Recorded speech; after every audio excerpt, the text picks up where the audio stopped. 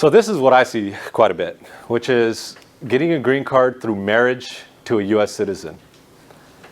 And that is what we talked about with adjustment of status. To adjust your status, apply for a green card while you're in the United States, you have to be here legally. You have to be here after being inspected by CBP, Customs and Border Patrol, which are at the airport, which a lot of times we see when we come back to the country out of a foreign trip.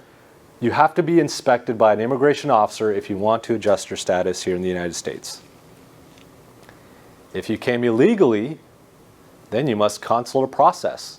And it's a blanket statement. Of course, there's different kind of scenarios that are exceptions. One of the exceptions is 245I eligibility, which that was a law that was passed. Not a law, but it was a procedure that you could use, which if you had a family member that applied for you before April 30th, 2001, then you have options.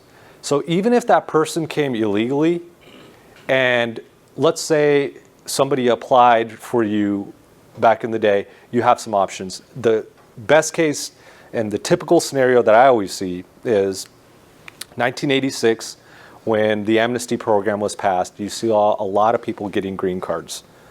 A lot of my Mexican clients applied for their family members right away, right after 86. So they applied for their wife, they applied for the kids, but nothing happened because there was wait times.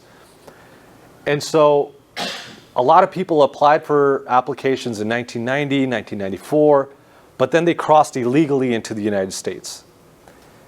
Well, remember, if you look back at our past conversation, I said, if you've come here illegally, you can't adjust your status here. But you can with this 245I eligibility.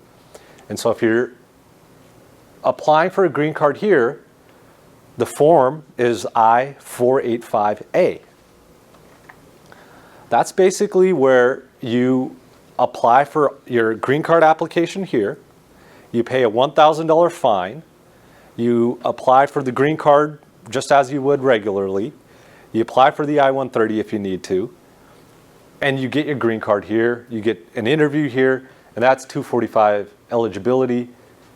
I say that exception because that's something a lot of you practitioners might see if you're looking at that scenario that I just mentioned to you. And if somebody came in illegally, always ask that question. Do you have a family member, an aunt, an uncle, a grandmother that applied for a family member back in the day? Because we have options. So always ask that question whether they have had that option.